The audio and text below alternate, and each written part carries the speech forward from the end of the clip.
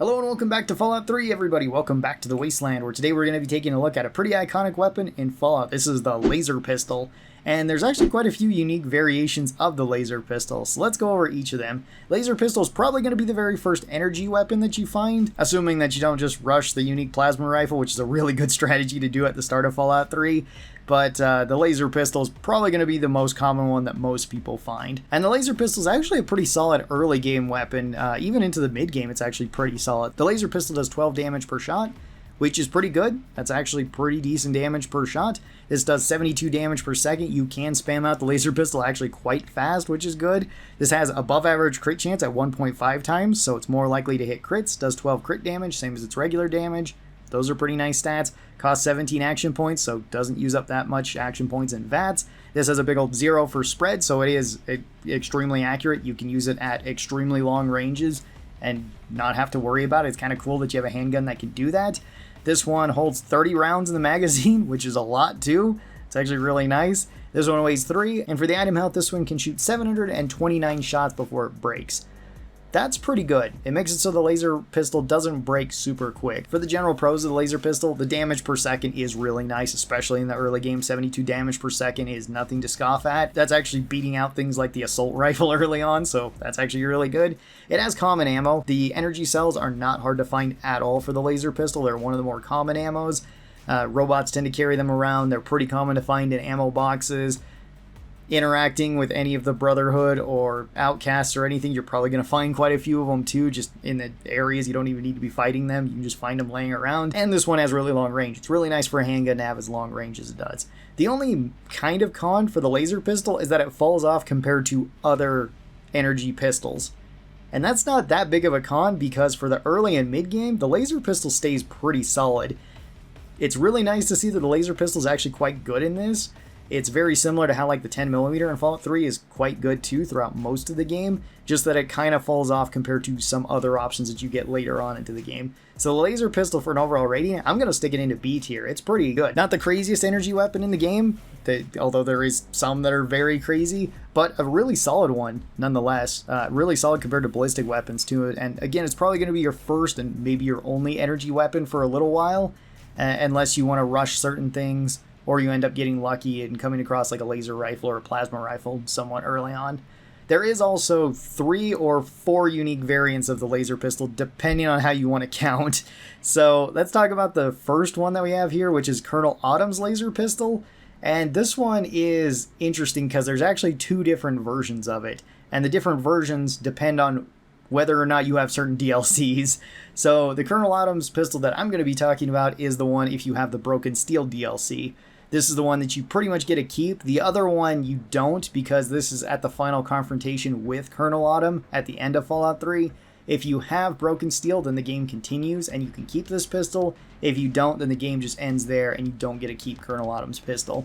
And the one that was before just had like a higher rate of fire, although it has very similar stats to the regular laser pistol. So it's interesting, but not necessarily the best, especially since at most you're going to kill Autumn, and then he has 2 guards there, and those are the 2 enemies that you're going to get to use it on. It's very similar to like how the Blade of the East is in Fallout New Vegas, where if you cheat this one in, it's pretty solid.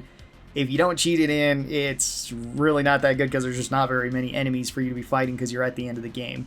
So the version that we get in Broken Steel is a little bit different on stats. This one does 18 damage per shot, which is pretty good. That's actually really nice for a handgun.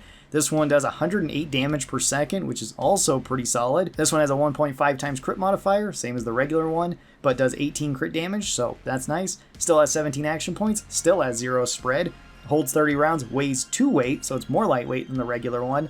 This one doesn't have as much item health though. This one you can fire 694 rounds before it breaks. So it is slightly weaker, but other than that, it's just a straight upgrade over the regular laser pistol.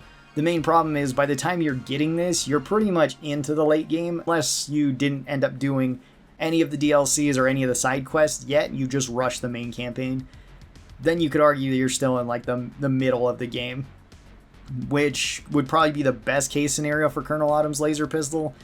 So it's not an easy one to get since you have to go through all of the base game's main story. There's still more story to that if you have Broken Steel, but you still have to go through all of the main game's main quest line, which is a fairly long one.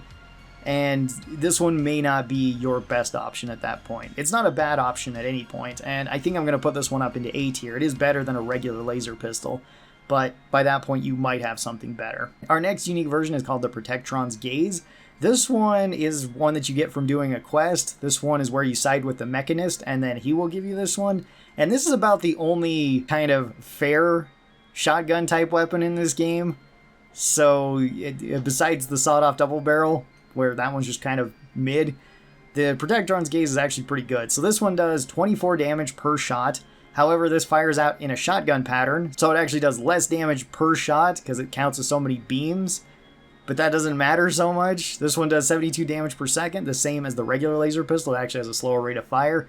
This one has a 1x crit modifier, but for crit damage, this does 120 crit damage per shot.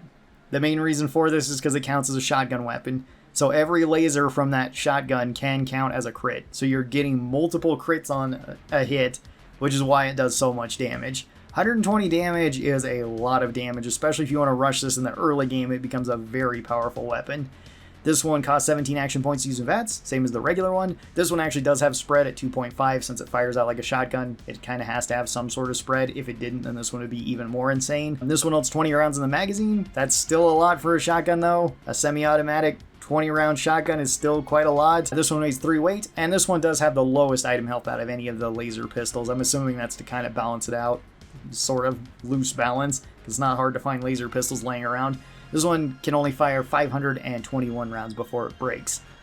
This one is the strongest laser pistol in the game. This one's just the strongest version of it. Shotgun weapons are kind of unfair in Fallout 3, and they're kind of problematic. This is probably the least problematic besides the sawed-off double-barrel shotgun to talk about. So the Protectron's Gaze is going to go all the way up into S tier, but it's not going to go up into the hidden broken tier that we're going to be putting into this once we get around to some of the other weapons. This one's less problematic for them just because there is some other handguns that can at least kind of rival this one. And then our very last gun is called the Smuggler's End. This one you also get as a quest reward. This one is one that you get from the Brotherhood.